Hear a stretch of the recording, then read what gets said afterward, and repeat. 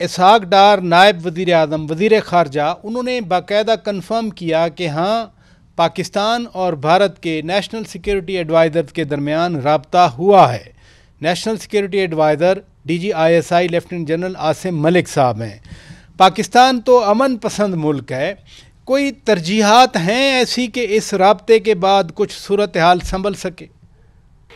देखें, हमने पहले अपना जो एक हमारा असूली मौक़िफ़ था, और ये पहलगाम वाक़े के फ़ौरन बाद ही हमारा असूली मौक़िफ़ मुसलसल तौर पे चलता आ रहा है। और आपने असूली मौक़िफ़ देखा कि हमने कहा इंटरनेशनल साफ शफाफ इसकी इन्वेस्टिगेशन इंक्वायरी होनी चाहिए। हम हर तरह की कोऑपरेशन के लिए तैयार हैं, लेकिन भारत टस से मस नहीं हुआ और भारत ने जो है किसी किस्म का रिस्पॉन्स नहीं किया, क्योंकि ज़ाहिरी बात है कि ये भारत का बनाया हुआ अपना झूठ है। पहलगाम वाक़या अपने ही लोगों के ऊपर जो जुल्म और सितम वो ढा रहा है, कश्मीर के अंदर हो या दीगर जगहों पे हो, पूरे भारत के अंदर, तो जाहिर बात है आपको नजर आता है। अब देखें ना, कल का ही वाकया है, कल रात को जो वाकया हुआ अपने ही लोगों के ऊपर, क्योंकि पंजाबी जो हैं या सिख जो हैं, जो इंडियन भारत के पंजाब में रहते हैं सिख, तो जाहिर बात है उनकी यहाँ पे जो है वो बड़ी रिलीजियस उनकी एक एफिलिएशन है पाकिस्तान के साथ, पाकिस्तान की सरजमीन के साथ। तो ये बात भी गाए बगाए कई एनालिस्ट ने की कि वो पाकिस्तान के खिलाफ जो है वो किसी किस्म की जारियत नहीं करेंगे, because of their respect and religious affiliation towards Pakistan.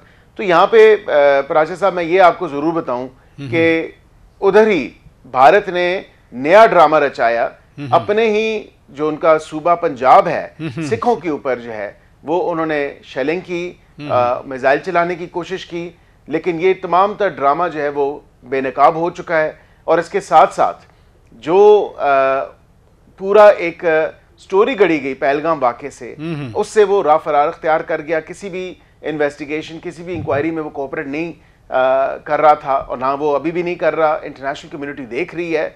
अब बैनुल अक़वामी कम्युनिटी को भी देखना होगा कि अग्रेस कौन कर रहा है और अग्रेस्ट अपॉन कौन हो रहा है। और हमारा सेल्फ डिफेंस है, हम बिल्कुल मुंह तोड़ जवाब देंगे और बिल्कुल हिसाब चुकता करेंगे, इसमें कोई दो राय नहीं होनी चाहिए।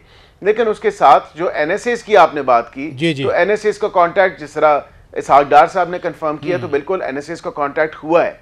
लेकिन उसके बाद ये कैसी मंतक है कि आप पाकिस्तान के शहरों के ऊपर, आज़ाद कश्मीर के शहरों के ऊपर मिसाइल मारें, सिविलियंस को टारगेट करें और एक ड्रामा रचाएं कि ये कोई दहशतगर्दी की आमाज गई थी एलिजिडली उनकी तरफ से, और फिर उसके बाद आपके 5 तैयारे गिरे, 1 ड्रोन गिरे, 3 आपके रफायल जिन पे इतना आप नाज करते थे, वो पाकिस्तानी अफवाज और हमारे शाहीन उनको मसमार कर दें, उनको आसमान से गिरा दें, तो जाहिर बात है कि नुकसान तो भारत को हुआ है। अब उसी की रिटेलिएशन में तमाम तर ये मामला आपको नजर आ रहा है ड्रोन्स का भी।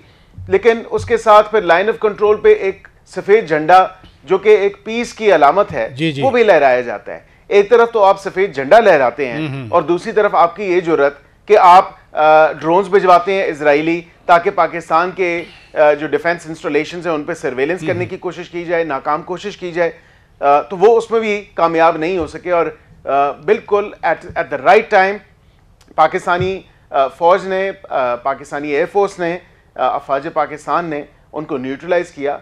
और अब आपने देखा कि उनका जितना भी मलबा है वो वॉर ट्रॉफीज की तरह या चैंपियन ट्रॉफी की तरह वो हमारे पास अब मौजूद है। जिस तरह हमारे पास कुलभूषण मौजूद है, और जिस तरह अभिनंदन का जहाज गिरा था तो अभिनंदन भी हमारे पास था, और अभिनंदन को हमने वापस भेजा एक खैर सगाली के तमाम तर पॉइंट ऑफ व्यू से।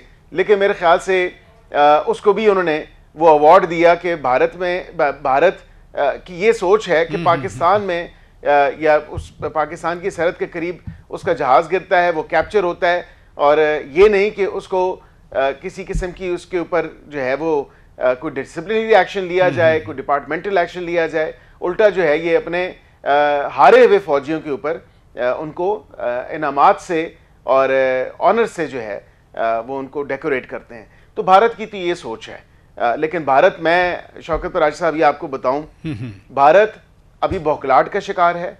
भारत को कुछ समझ नहीं आ रही कि वो क्या बयानियां गढ़े, वो क्या करे, और एक ऐसी सिचुएशन है, एक ऐसी बंद गली में भारत जाके फंस चुका है जिसके लिए भारत से निकलना मुश्किल ही नहीं, अब नामुमकिन नजर आता है।